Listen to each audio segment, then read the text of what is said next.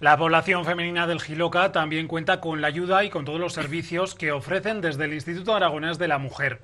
Para conocer con mayor detalle todas estas cuestiones y también centrarnos en el último programa que han lanzado con este inicio de septiembre, hoy tenemos en Calamocha Noticias a la directora del IAM. Ella es María Goicoechea. María, buenas tardes. Hola, buenas tardes. Bienvenida una vez más y además, tenemos que recordar que hacía ya un tiempo que no te teníamos por aquí por el plató, nos pilló la pandemia. La última vez sí que conectábamos con videollamada, pero bueno, hacía ya presencial ese tiempo que no pasabas por aquí. ¿Cómo ha ido todos estos 2 años, podemos decir, que llegó la pandemia y cómo ha sido el desarrollo para el día a día del instituto? Bueno, pues como en todos los espacios, la pandemia es algo que trastocó, ¿no?, los planes que teníamos de desarrollo de proyectos. Durante estos 2 años, sobre todo el primer año, estuvimos muy centradas en contener y en trabajar por paliar los efectos de esa pandemia que decíamos que era sanitaria, pero también económica y también social. Comprobamos, como ya lo decían todos los organismos internacionales, que en los momentos de crisis son las mujeres las que primero lo notan, ¿no? Y en nuestro caso, la violencia de género pues fue esa cara B de la pandemia, que tuvimos que implementar esos recursos extraordinarios a través de los planes de contingencia para poder hacer frente a la realidad que estábamos viviendo. Ha sido complicado el poder gestionar porque además, prácticamente ha acabado de aterrizar en la dirección del instituto y encontrarse un poco con esa pandemia, esa situación sociosanitaria que al final nadie había tenido que enfrentarse a una de estas características. Sí, así es. Fue una situación complicada profesionalmente, también personalmente, como para todas y cada una de nosotras, pero aquí quiero poner en valor el enorme trabajo que han hecho todos los equipos, ¿no? Los equipos del Instituto Aragonés de la Mujer, también los equipos comarcales, porque sin esos equipos hubiera sido casi imposible sacar adelante la cantidad ingente de trabajo que ha habido durante estos años y que todavía hoy seguimos arrastrando. Ya estamos prácticamente, podemos decir, que con esa tan ansiada y esperada normalidad, ¿de qué forma se ha reflejado en el instituto y un poco también en los servicios y en esas llamadas que se reciben? Nosotras, desde el primer momento que se decretase el estado de alarma, funcionamos como servicio esencial, es decir, seguimos prestando todos nuestros servicios, a más los ampliamos, considerábamos que era imprescindible, ¿no?, que pudiéramos prestar servicio y además que esos servicios se adaptasen de una forma muy rápida a las necesidades que estábamos encontrándonos casi día a día, ¿no? Entonces, el instituto no ha dejado de funcionar en todo este tiempo. Vemos cómo durante el primer mes del estado de alarma se redujeron las llamadas y esto fue un golpe de atención, ¿no?, porque no significaba que no hubiera violencia, sino que había que establecer mejor los canales que teníamos para que las mujeres se pudieran comunicar con nosotras. Después vimos cómo esas llamadas se fueron aumentando y aumentando y aumentando y nosotras hemos notado un descenso en el número de llamadas, pero todavía más altas que cuando se inició la pandemia, ¿no? Digamos que mantenemos en el tiempo pues un número mayor de llamadas y de intervenciones al 2019, podríamos decir. Luego hablaremos y nos centraremos más en detalle con esos datos, esos números de teléfono gratuitos que vamos a ya empezar a recordar que no dejan rastro en la factura. Además, creo que también se ha puesto el servicio de WhatsApp para comunicarse de una forma más directa, pero luego avanzaremos ese aspecto. Y en cuanto al regreso de la normalidad al propio instituto, se refleja también y se hace extensible a un mayor número de actividades que se puedan realizar de forma presencial, supongo que a lo largo y ancho de la geografía aragonesa. Sí, ya teníamos muchas ganas de recobrar esta presencialidad, de poder encontrarnos, en algunos casos poder conocernos físicamente, porque ni siquiera nos había dado tiempo a conocer a todos los equipos y con esta intención hemos retomado el proyecto que hoy nos ha traído hasta aquí, ¿no?, el Juntas por las Comarcas, que uno de sus principales objetivos era conocer a todos los equipos de servicios sociales que trabajan en las comarcas, que llevan el tema de prevención de la violencia y de atención a mujeres víctimas, para poder hacer un diagnóstico certero de primera mano de cómo nos encontramos en cada una de las comarcas. ¿En qué consiste concretamente este programa que yo decía en la introducción que se ponía en marcha con el inicio del curso prácticamente? Sí, es un proyecto que tiene dos objetivos fundamentales. El primero, como avanzaba, es el de conocernos, conocer bien cuáles son las estructuras y qué personas están, para que juntas podamos diagnosticar cuáles son las necesidades específicas en cada una de las comarcas, porque como bien sabemos, Aragón es un territorio muy extenso y cada una de las comarcas tiene sus peculiaridades, y nos parecía muy interesante poder desplazarnos a todas y cada una de las comarcas, hablar con esas personas que están ahí todos los días, día a día, atendiendo pues a nuestra ciudadanía, para poder hacer ese diagnóstico que nos sirviese como hoja de ruta para poner en marcha nuevas políticas públicas, sobre todo en el territorio. Y el segundo objetivo y la segunda parte de este proyecto es que, a la vez que celebramos estas reuniones con los equipos técnicos, hay una segunda parte que es de reunir a las diferentes asociaciones de mujeres y diferentes colectivos que trabajan en el territorio, y a través de un proceso participativo que nos hagan llegar cómo perciben ellas esos recursos en la comarca, de qué forma creen que mejorarían, y también cuáles son sus propuestas desde sus ámbitos de actuación. Ya pueden ser, por ejemplo, asociaciones de mujeres, pero también estamos contando con AMPAs o con asociaciones culturales, asociaciones de todo tipo que llevan muchos años trabajando en el territorio, que conocen la realidad, y lo que queremos es que nos hagan llegar cuáles son esas demandas, cuáles son sus percepciones, para tener las dos partes. Por una parte, la parte técnica, que la desarrollan los servicios sociales, pero también cuál es la percepción y cuáles son las propuestas de mejora de la ciudadanía. ¿Cómo se ve desde el Instituto la existencia de este tipo de agrupaciones, las asociaciones de mujeres, como indicabas, como puede ser el caso de la de aquí de Calamocha, de las mujeres de Santa María la Mayor? Bueno, yo creo que son fundamentales, imprescindibles, y que hacen una labor de hormiguitas diariamente, trabajando en sus municipios, poniendo en valor lo que es la igualdad, poniendo en valor el trabajo de las mujeres y también mejorando los servicios públicos. Al final, las mujeres son las que encabezan la mayor parte de las luchas que tienen que ver con las mejoras que se pueden obtener en nuestros municipios, vertebran el territorio y además son un elemento clave en la detección activa, por ejemplo, de la violencia de género, porque son las que tienen el contacto diario con sus vecinas y pueden ser esas antenas moradas, que nos gusta llamar a nosotras, que nos transmitan información de lo que puede estar sucediendo. ¿Cuál es un poco la situación que se vive también por parte de esta población femenina en los ámbitos rurales, que en muchas ocasiones bueno, también se concibe como un tabú lo que es la violencia rural, ¿no? También nominada así? Sí, en este sentido hay que seguir trabajando, ¿no? Las campañas de prevención y sensibilización son muy necesarias en las ciudades y en el medio rural. Es cierto que en algunas zonas del medio rural todavía pues están más arraigados los estereotipos de género. Vemos como todavía cuesta al más romper determinados silencios, porque se dan situaciones muy complicadas para una mujer que está en una situación de violencia, como que, por ejemplo, a la hora de ir a interponer una denuncia, poder encontrarse con el entorno del agresor, cosa que en una ciudad es más difícil que suceda, ¿no? Entonces, es fundamental tener en cuenta estas peculiaridades del medio rural para poder adaptar los recursos y ver cómo, por ejemplo, a través de estas antenas moradas o del trabajo que hacen las asociaciones y los colectivos, se puede llegar a establecer esa red que haga que ninguna mujer, ya sea en el medio rural o en las grandes ciudades, se quede en una situación de desamparo.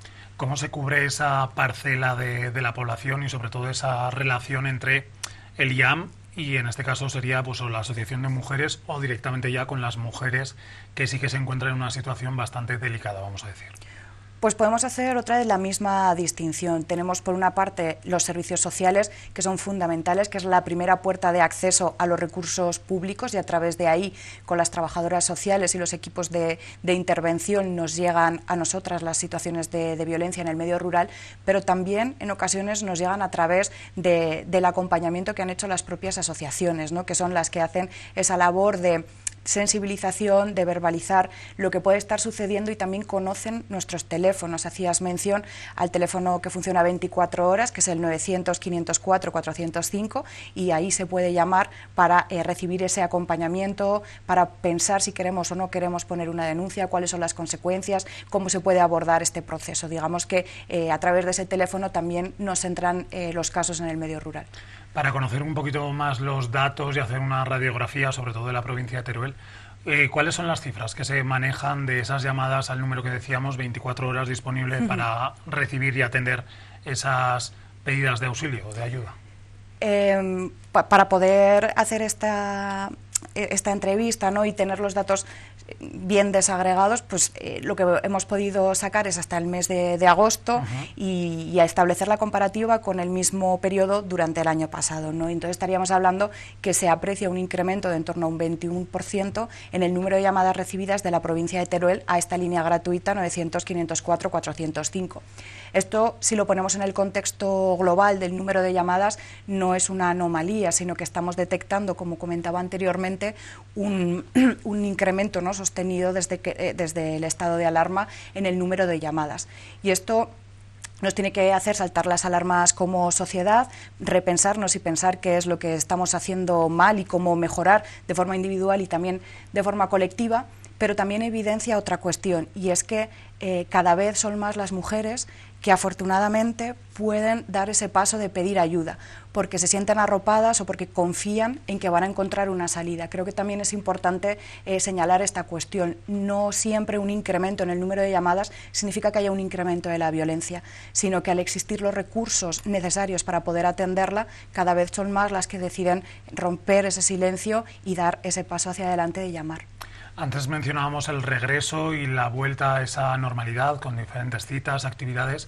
No sé si también ese regreso y esa eliminación de restricciones se ha reflejado en un incremento del número de llamadas o incluso de las acudidas al centro para solicitar o por lo menos hablar, ¿no?, con cuál es su situación referente a las mujeres.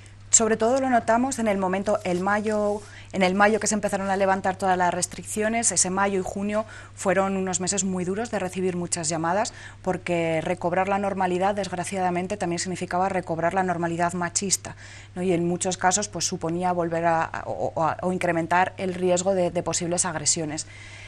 Sí que poco a poco se va notando cómo se acercan más a los centros. Es cierto que este estado de alarma ha supuesto que también nos familiaricemos con otras formas de relacionarnos y recibimos más llamadas de las que recibíamos anteriormente y menos presencialidad de la que teníamos anteriormente, pero nuestro objetivo es poco a poco ir logrando las mismas cifras de presencialidad para que en todo momento no pueda haber un acompañamiento físico. Una vez que transmiten esa necesidad de ayuda, solicitan vuestro asesoramiento también incluido, ¿cuál es el proceso, el acompañamiento que se realiza desde el propio instituto? Los acompañamientos son siempre individualizados. Cada mujer tiene una situación particular, que tiene unos condicionantes y también su propia decisión de qué es lo que quiere hacer frente a esa situación. Nosotras lo que proporcionamos es el asesoramiento social, todos estos servicios, por supuesto, de forma gratuita, como servicio público, ese asesoramiento social, asesoramiento psicológico, también asesoramiento jurídico y el acompañamiento. También, en el caso de que existan menores, el asesoramiento psicológico a menores víctimas de violencia de género y también el acompañamiento. Disponemos de recursos de alojamiento para poder alojar en casos de emergencia y también una red de viviendas tuteladas para poder empezar el proceso de emancipación. Además, bueno, desde el Instituto siempre estáis trabajando, buscando las formas de crear nuevos planes, programas, y de hecho no solo recibís esas peticiones de ayuda o esa necesidad de contar con vuestra presencia, sino también que tenéis ese plan especial de protección que es importante, pues en este caso, para todas esas mujeres, ¿no?, que a lo mejor pueden encontrarse en situaciones complicadas. ¿En qué consiste y un poco las líneas por las que se mueve este plan especial? Los planes específicos de protección son ese acompañamiento y asesoramiento durante todo el proceso. Creo que es muy importante que las mujeres se sientan acompañadas, que sepan que hay una administración detrás que va a ser copartícipe del proceso, que va a respetar sus tiempos y que no va a cuestionar o poner en duda la situación que esa persona está viviendo en ese momento. Dentro de este plan específico de protección existen ayudas complementarias, por ejemplo, ayudas económicas para poder salir de la situación de violencia. Aparte de este plan hay otros muchos, pero además también en agosto se dio a conocer que estáis trabajando en una guía sobre prevención de violencia sexual, ¿no? ¿Cuándo se verá a la luz ya esta publicación y sobre todo qué es lo que se incluye en esta guía que estáis organizando ya?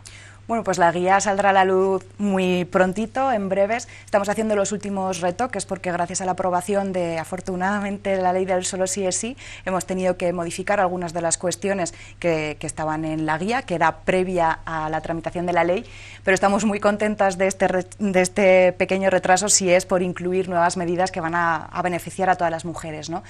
Verá la luz prontísimo, estamos haciendo el último repaso y esta guía lo que incluye son diferentes medidas que se pueden poner en marcha tanto a nivel individual como en espacios públicos o administraciones que tienen que ver con las diferentes formas de prevención frente a la violencia machista, la prevención primaria, secundaria y terciaria, así como desmontar algunos bulos y mitos con las cifras reales, y también ahí se recogen los protocolos de actuación más pensados para profesionales de qué hacer cuando nos encontramos con un caso de violencia sexual.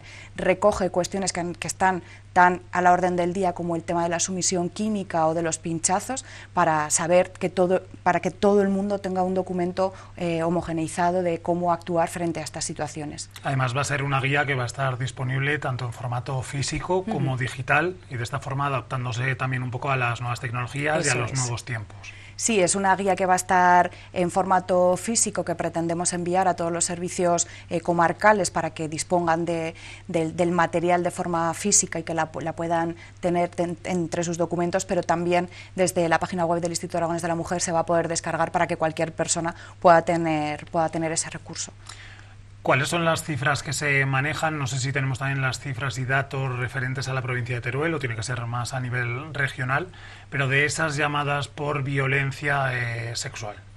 A nivel global, podemos hacer la comparativa a nivel global del año pasado a teniendo en cuenta que los datos de todos los puntos violeta que se han puesto en marcha este verano están sin actualizar, y es ahí donde se observa también un incremento en el número de llamadas relacionadas con solicitudes de información o de atención por violencia sexual. Estaríamos hablando de que el incremento ronda en torno al 20% también, y bueno, y esto otra vez a falta de sumar los datos, como digo, que tenemos pendientes de los diferentes dispositivos móviles que tenemos montados en estos momentos. Y esto, bueno, pues tiene otra vez que ver con esa visibilización de forma específica con la violencia sexual, acercar los recursos a la ciudadanía para que los conozcan y que puedan hacer uso de ellos. Para acercar esta realidad, ¿en qué actividades o citas tenéis marcadas ya en el horizonte más próximo para que llegue, bueno, pues a todos los territorios, ¿no? No solo a las ciudades de provincia, a las capitales, sino también pues a comarcas como la nuestra, la comarca del Jiloca? Pues al principio de verano poníamos en marcha la campaña Solo sí es sí, precisamente para poder tener ese espacio cercano a la ciudadanía y hablar sobre la prevención de las violencias sexuales y también de la educación afectivo-sexual, del placer y de la educación sexual, que también es importante, ¿no? Intentar siempre hablar de la prevención desde el punto de vista de los derechos de las mujeres y no de las violencias. Esta campaña se empezaba en las fiestas de Teruel gracias a una colaboración con el propio ayuntamiento, con la instalación de un punto violeta en el que se atendían a mujeres que podían haber sufrido algún tipo de agresión sexual, pero que también las trabajadoras estaban ahí repartiendo información y diferente cartelería y diferente merchandising, que a través de un código QR se podía llegar a una página web donde se pueden descargar la aplicación, por ejemplo, de la policía, el Alercops.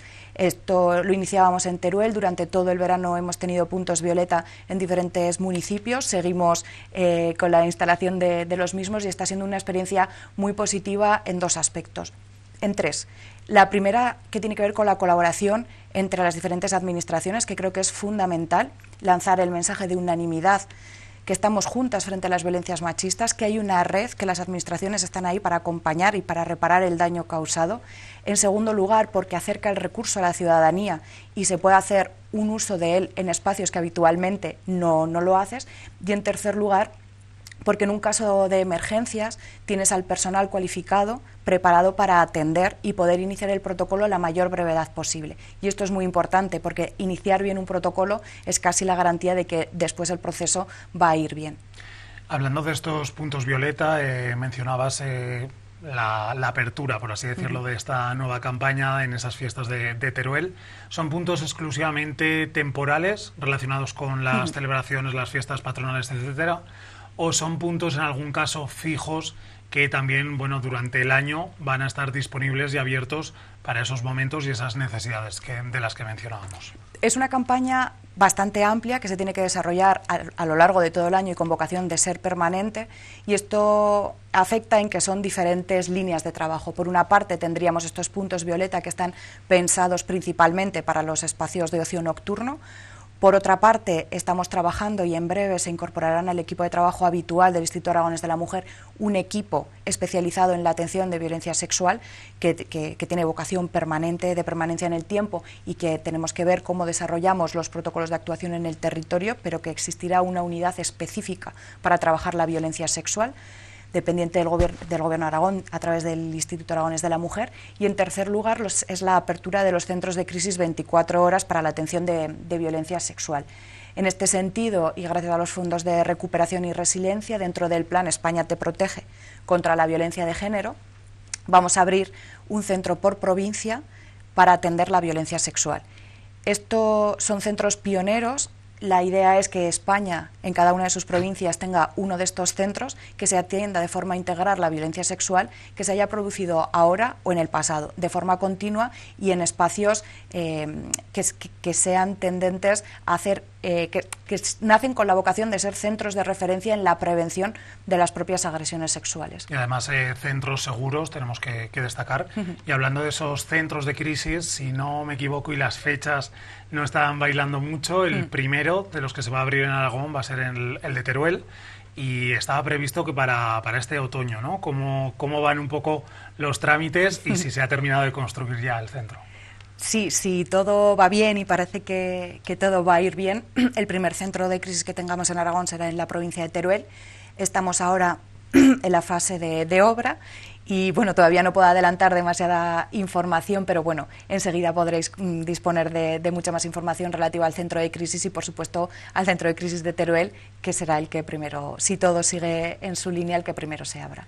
¿En qué van a consistir un poco las instalaciones de este centro? No sé si exclusivamente va a tener espacios, pues como mencionabas, para que se puedan acercar y solucionar y hablar con ellas, o va a tener algún espacio también un poco de, como decíamos, de seguridad, de algo de ocio, pero también relacionado obviamente con todas las actividades que realizáis desde el IAM.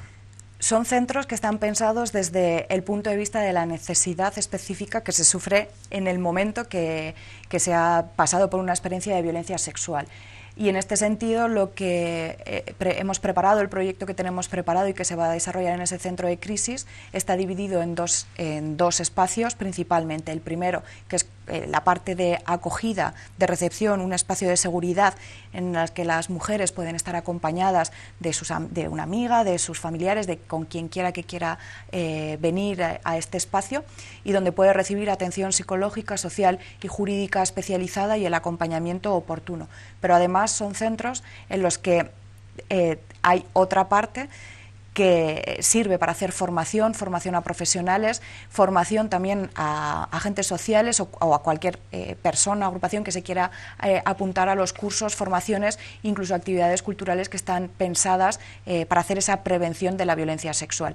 Este tipo de proyectos ya se están desarrollando en algunas ciudades europeas y creíamos que era un modelo que se podía transportar también a nuestra comunidad autónoma. Por una parte, pretende no estigmatizar a las mujeres que han sufrido alguna forma de violencia, ser centros de referencia en la prevención y también en la protección, y sobre todo que fueran espacios seguros, que estuvieran bien integrados en el barrio y que la propia ciudadanía, los vecinos y las vecinas, sean también una parte activa, ¿no?, en todos estos proyectos. Formen parte también y sean agentes sociales de ese centro de crisis.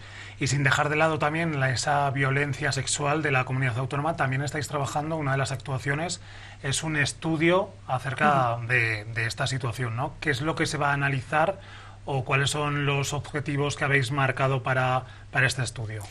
Sí, estamos realizando un estudio sobre la violencia sexual en la comunidad autónoma de Aragón con diferentes objetivos. El principal y fundamental es conocer, identificar y territorializar las diferentes formas de violencia sexual, y esto hay un abanico muy amplio, porque estaríamos hablando desde la violencia sexual que se nos ocurre a bote pronto de agresiones sexuales, pero hay mucho más allá, ¿no? Estamos hablando de explotación sexual, estamos hablando de trata con fines de explotación sexual y múltiples formas de violencia que se dan en el ámbito, en el ámbito de la violencia de género. Es importante tener estos datos para poder desarrollar acciones y medidas concretas que sirvan para romper, por una parte, con las violencias estructurales y también con las violencias específicas, en este caso de la violencia sexual. Estamos acabando el estudio y yo creo que en torno al 25 de noviembre ofreceremos los datos el análisis de esos datos para tener una visión certera de cuál es la situación en Aragón y también poder ofrecer esos recursos y los proyectos y los programas necesarios en la puesta en marcha de los centros de crisis. Digamos que ese estudio nos va a servir para concretar qué programas son prioritarios y cuáles son de larga duración, cuáles son temporales, es tener el documento que avale los programas y proyectos que allí se desarrollan. Otro de los tipos de violencia que desde luego no tienen que pasar desapercibidos ni pasar por alto, porque bueno, la violencia no solo puede ser física, sino también psicológica y psíquica, es en concreto esta parte, ¿no? Que es la que no se ve aparentemente, pero obviamente hace también mucha mella en este caso en las víctimas. Sí, así es. De hecho, cuando hablamos de violencias nos gusta poner el ejemplo del iceberg, ¿no? Desgraciadamente lo que conocemos y lo que vemos es solamente una punta y debajo hay otras muchas cuestiones que no se ven o que son más difíciles de percibir y que son más difíciles de identificar, y entre ellas está la violencia psicológica, que es durísima, y que en todos los casos de violencia de género hay violencia psicológica siempre de por medio. En este sentido, disponemos de la atención psicológica desde el Instituto Aragonés de la Mujer y también desde los centros comarcales para poder hacer ese acompañamiento y reparación a las mujeres que estén atravesando este momento. Estábamos centrándonos en esa parte más de la violencia, diferentes tipos de violencia que sufren muchas, por desgracia, muchas mujeres de nuestra comunidad autónoma y también a nivel nacional y mundial, lástimamente, o sea, como decíamos, lamentablemente, pero también desde el Instituto trabajáis esa lucha por la igualdad, que es igual de importante que la prevención y que todas las acciones que nos has ido comentando. En ese aspecto, ¿de qué forma se encara, bueno, pues esa igualdad para toda la sociedad con diferentes acciones, actuaciones? ¿En qué estáis trabajando ahora mismo? Es que, de hecho, no hay mejor forma de prevenir la violencia que trabajando la igualdad. Es la mejor forma de combatir todas las formas de discriminación. Si trabajamos en planes específicos de igualdad, si la igualdad es un valor intrínseco de cada una de las personas, es mucho más fácil acabar con las violencias machistas. En este sentido, el año pasado aprobábamos el último plan estratégico de igualdad de la Comunidad Autónoma de Aragón, que desglosa una serie de medidas en diferentes ámbitos, en el ámbito económico, en el medio rural, en diferentes ámbitos, para que se vayan implementando a lo largo de 4 años. Los planes son importantes, pero igual de importante es la labor que se hace, por ejemplo, desde la asesoría empresarial que tiene el Instituto Aragonés de la Mujer, asesorando empresas para que puedan poner en marcha sus planes de igualdad. Es cierto que en los últimos años se han dado grandes avances en materia de igualdad a nivel normativo y también a nivel de implementación, y vemos cómo cada vez más son las empresas, los ayuntamientos, los centros educativos están vinculadísimos a la lucha contra las violencias, apostando por esos planes de igualdad de oportunidades, visibilizando a mujeres referentes, apostando porque haya mujeres en los espacios donde se toman las decisiones, porque no es que no haya ninguna mujer capacitada para estar en ese puesto, sino que han tenido mayores dificultades a la hora del acceso precisamente a esos espacios, ¿no? Creo que toda esa labor que se hace continua y constantemente, hablando de igualdad y estableciendo medidas que corrijan esas desigualdades estructurales, nos hace avanzar en la prevención de la violencia.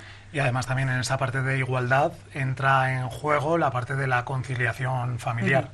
Tanto para padres como para madres, así obviamente, es. Y en ese aspecto el plan Corresponsables llegaba en los últimos meses. Sí, realizamos un estudio muy interesante el año pasado que tiene que ver con el peso de los cuidados en el Producto Interior Bruto de Aragón y cómo se reparten esas tareas de cuidados. Y aunque parece que hemos avanzado mucho y en verdad se han conseguido grandes logros, todavía existen grandes desigualdades en el seno del hogar, ¿no? Vemos cómo las tareas de los cuidados todavía recaen mayoritariamente a espaldas de las mujeres, un poquito más en el medio rural, también nos lo dice el estudio, y si contabilizásemos esas tareas invisibles pero imprescindibles para el sostenimiento de la vida, estaríamos hablando que aportarían más de 14.000 millones al Producto Interior Bruto de Aragón. Creo que esta es otra de las cuestiones que nos deben hacer reflexionar. Revalorizar las tareas de cuidados es fundamental y establecer medidas de conciliación y corresponsabilidad para que esa igualdad llegue a todos los niveles y a todas las familias. Y en este sentido pusimos en marcha el Plan Corresponsables, que tiene el objetivo de favorecer la conciliación y la corresponsabilidad. Es un plan que viene emanado de los fondos del Ministerio de Igualdad, gracias a este ministerio que ha trabajado porque las comunidades autónomas pudiéramos tener esta disponibilidad de crédito y poner en marcha acciones relacionadas con la conciliación y la corresponsabilidad. Aquí lo hemos dividido en dos grandes proyectos. El primero tiene que ver con la puesta en marcha o la renovación de las aulas madrugadoras y de tarde de forma gratuita y teniendo en cuenta las peculiaridades de Aragón. Estamos hablando de que hemos conseguido una bajada de ratios para que en los CRAS puedan existir estas aulas madrugadoras y los resultados son increíbles. No es que cuando pones un recurso en marcha y ves que el año pasado hubo en torno a 7.000 familias, este año estamos en torno a 14.000. Hay una necesidad real de conciliación y las administraciones tienen que ser también corresponsables. Tiene que existir esa corresponsabilidad entre mujeres y hombres, pero también de la administración como parte implicada facilitando este tipo de medidas. Como decía, se destinó una parte del proyecto para las aulas madrugadoras y de tarde en todo el territorio. Ahora estamos con la segunda convocatoria ya cerrada y pronto podremos dar los datos globales. Y por otra parte tenemos los convenios con las comarcas, con lo que se pretende poner en marcha actividades de conciliación bien en espacios públicos. Podemos pensar aquí en ludotecas, en casas de juventud o en otros espacios que los ayuntamientos puedan ceder para este destino. Y por otra parte la puesta en marcha del cuidado a domicilio, que lo que supone es crear una bolsa de personas cuidadoras que recibirán una formación para acreditar la experiencia cuidadora y la formación en cuidados, que vayan a cuidar a domicilio y así poder tener esos cuidados puntuales que todo el mundo necesita en sus casas para poder desarrollar otras actuaciones. Y poder llegar y remar para esa conciliación que sea íntegra del 100%. Ya para ir concluyendo, María, sí que conocer próximas citas o actividades que vayan a tener lugar pues aquí en Calamocha o en el entorno de la comarca del Jiloca, que hayáis ya planificado o pensado, ya no sé si a lo mejor a través de las asociaciones de mujeres que tenemos en el Jiloca o a través directamente desde el Instituto o los servicios sociales. Ahora estamos acabando de perfilar la jornada del Día de las Mujeres Rurales, que es próximamente, y acabando de perfilar también las actuaciones relacionadas con el 25 de noviembre. Así que enseguida tendréis el programa de actuación de todos los actos del Instituto Aragonés de la Mujer en colaboración con otras entidades y organismos para estos próximos 2 meses que se prevén llenos de actividad y por fortuna de encontrarnos y de reencontrarnos en el territorio. Pues yo creo que con esa previsión de estar al tanto de los últimos movimientos desde el Instituto Aragonés de la Mujer, te vamos a dar las gracias, no sin antes recordar, si te parece, María, los teléfonos que están a disposición de todas las mujeres y así como las diferentes aplicaciones o formas de contacto que tienen con vosotros. Sí, se puede contactar a través del correo electrónico iam@aragon.es, se puede contactar a través del teléfono, que como comentábamos es gratuito, que no deja rastro de la factura telefónica, que funciona los 365 días del año, que es el 900-504-405, y existen diferentes aplicaciones en estos momentos a través de los códigos QR que van en todos nuestros merchandising. Se puede acceder a una página web donde encontrar los puntos violeta más cercanos a tu ubicación, descargar la aplicación AlertCops de la policía y, en definitiva, tener siempre a mano los recursos disponibles y poder ser informadores, también informadoras a las personas que los puedan necesitar. Pues con esa información nos vamos a quedar. María Goicoechea, directora del Instituto Aragonés de la Mujer, muchas gracias nuevamente por estar con nosotros aquí esta semana en Calamocha Noticias. Muchísimas gracias.